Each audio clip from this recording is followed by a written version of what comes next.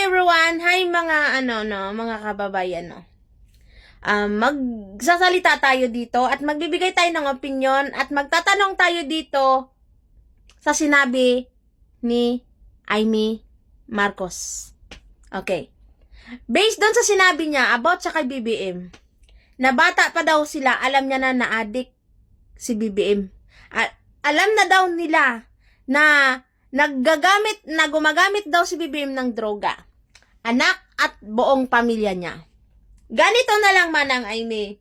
May tatanong ako sa iyo, 'di ba? Yung linya mo, linya ng mga Duterte, 'di ba? Nung nangangamba niya, walang intro, pinagmalaki si BBM, 'di ba? So yung linya mo, linya ng mga Duterte. So ikaw ganon. Naituring kang kapatid, naituring kang ate. Kung totoo, hahamunin ka naming mga Pilipino. Kung totoo at may ebidensya ka na adik, at nagdudruga ang Pangulo, yayain mo ang mga Duterte. Mag-file kayo ng kaso. O kaya, kahit ikaw na lang mismo, Manang Amy, mag-file ka ng kaso laban sa kapatid mo. Yan ay kung totoo nga. Na patunayan mo sa amin na yung mga bintang mo at yung kwentong kotsera mo at kwentong bahay-bahayan nyo dyan sa rally ng IENC ay totoo. Patunayan nyo sa amin na totoo ang mga sinasabi mo. Parang gipit Gipit. Yung alam mo yung galawang desperada, no? Na bakit dyan nyo dadalhin sa rally mga putang ina nyo? Kung gusto nyo ng due process, dalhin nyo sa korte, mga tanga. Bakit kailangan sa rally? Kailangan muna mag-rally, tapos sasabihin nyo, kasi dami-daming manunood. Diba dati? Shout out taga-IENC. Naituring maka-Diyos. Oo. Dati din akong nagsasamba sa IENC, pero hindi ako tumuloy. Alam nyo ba yung dati nagpagamit din kayo sabi nyo, peace rally. Oo. Tapos maniniwala na sana kami ng peace rally. Pero tumayo si Marcolita. Ngayon, peace rally ulit. Tapos nandun ulit sila sa gitna. Maniniwala na sana kami na yung gusto nyo lang ay transparency at accountability. Pero bakit ganon? Paninira ang nandoon. Akala ko ba peace rally yung gusto nyo? Kung may gusto silang patunayan, mag-file sila ng kaso kung totoo ang mga bintang nila sa presidente. Bakit kailangan sa gitna ng rally? Akala ko ba peace rally yung gusto nyo? May tanong lang ako sa inyo mga taga-IENC. Ano ba? Peace rally ba yung pinunta nyo dyan? Akala ko ba may prayer rally kayo? Bakit pamumuliti ka? At bakit paninira sa presidente? Ang gusto lang naman namin ay ebidensya. Kung mayroon kayong bintang sa Pangulo, maglatag kayo ng ebidensya. Alam nyo yung ginagawa nyo dyan sa peace rally nyo? Hindi peace rally yan Palabas nyo lang yan, Mga senador na mga uto-uto. Makabintang kayo sa Pangulo, akala nyo naman totoo. O sabihin na natin kapatid.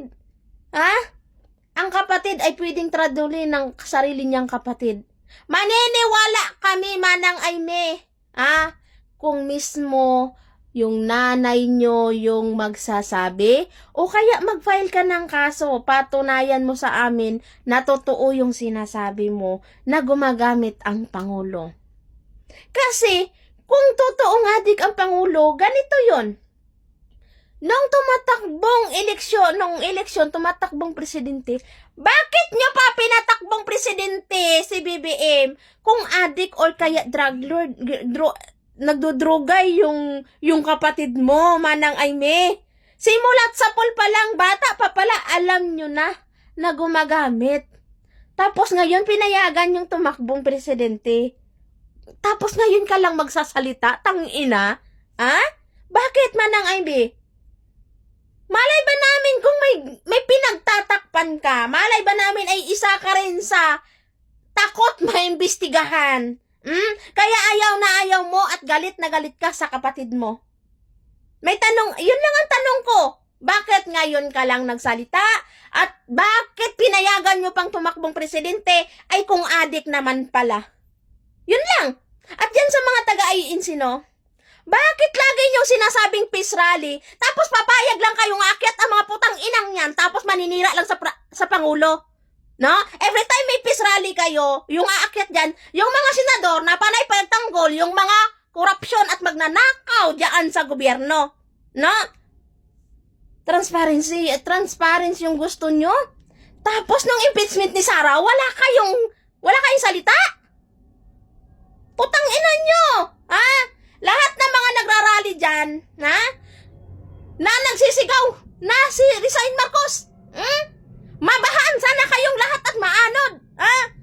Yun na lang. Sana umulan at bumagyo at maggidlat dyan, tapos lahat kayo pang anurin kayo ng baha. Lahat na nagsigaw na si Resign Marcos. Lahat kayo. Sana. Mga putang ina nyo. Nakakagigil kayo.